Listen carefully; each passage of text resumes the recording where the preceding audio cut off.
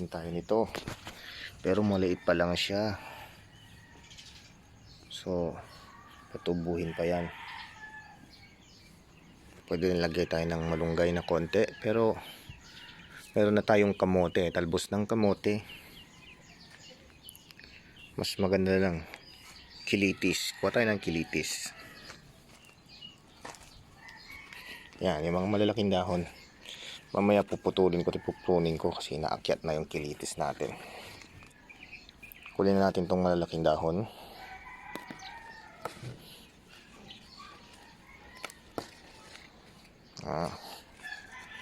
Sustansya to mga katropa pips.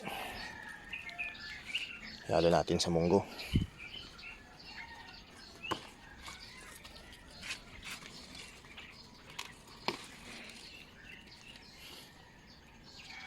Ayun to, medyo malaki siya. Okay. Kaya ba? Tagalin natin to. Tagalin natin to mamaya. Ito, tagal. Try ko lang siyang magrosas at padamihin to. Kusa lang tong tumubo sa bahay. Swerte. Ito talaga yung biyaya ng Diyos. Tara, pakulo. Palambutin na rin natin yung karne.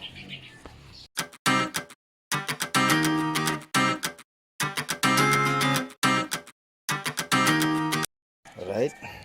Lalagyan na natin yung ating mantikilya. Mas maganda star margarine. Ito margarine ang pinanggagamit kong gisa pag munggo. Mas masarap kasi. Margarine may lasa. Sensya na. Hiniram yung tripod ko kaya bayhan na lang.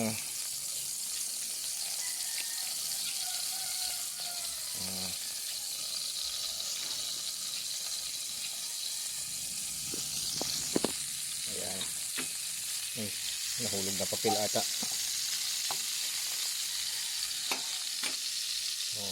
Chop na yung ano. Patanse?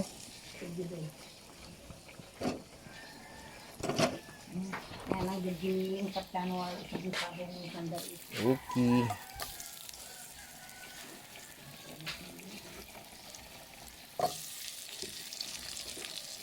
Wala di grabe ko. Apo.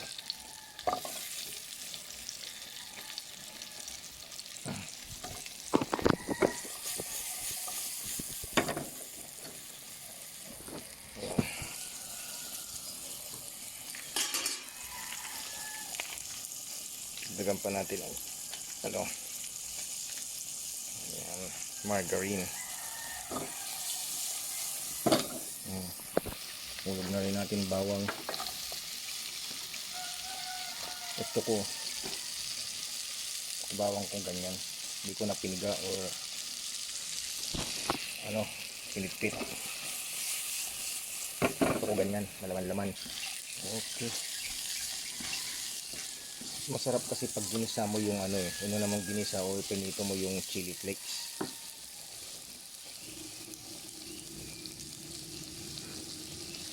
Ay, ito natin yung karne.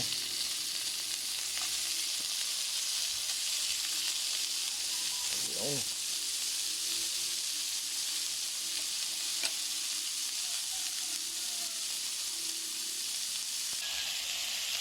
Yung reason ng kung bakit natin igigisa yung bagoong para mawala yung lansa niya.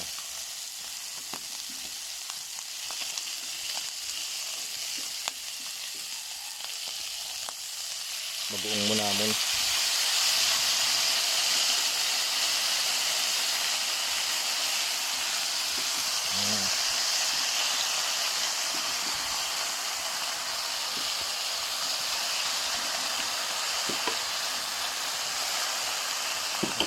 Lalagyan na natin yung ating munggo.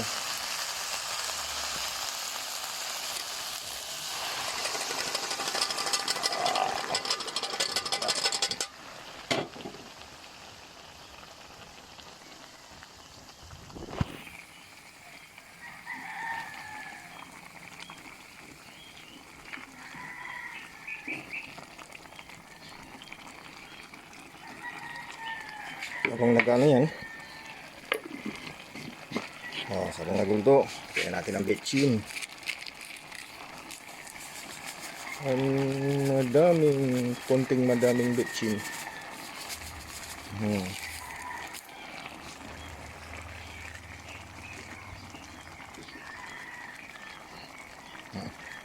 Takpan na natin at ready ang gulay. So ito yung lalagay natin gulay. Kilitis, talbos ng kamote. Yan. At ito, ang main star of the distraction. Main star ng attraction. Oh. Baeg ang tawag namin dito. Pero sa iba, tawag nila alukun.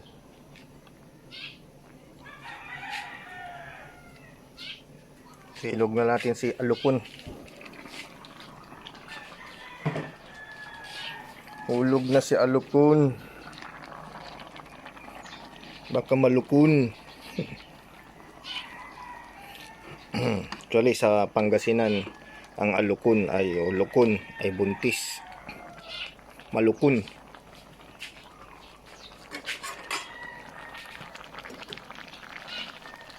Alukunan, nabuntisan. Ganyan. Dami. Kaya paborito ko to eh. Dagdagan na lang ng tubig mamaya.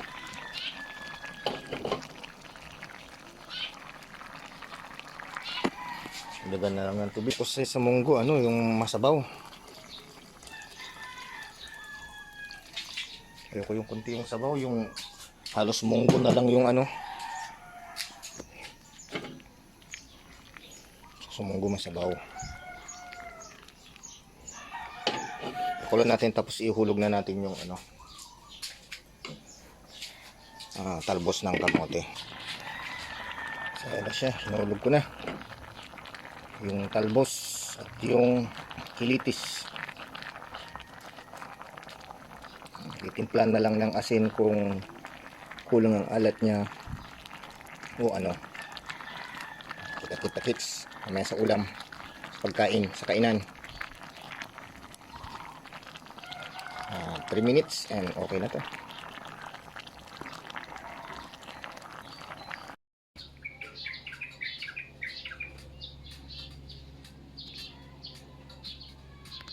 Sarap ng buhay mo ha?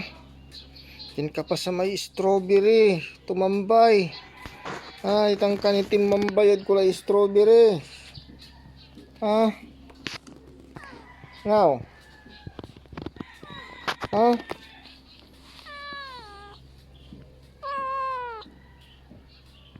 Kata sinin. Oh, kawawa strawberry.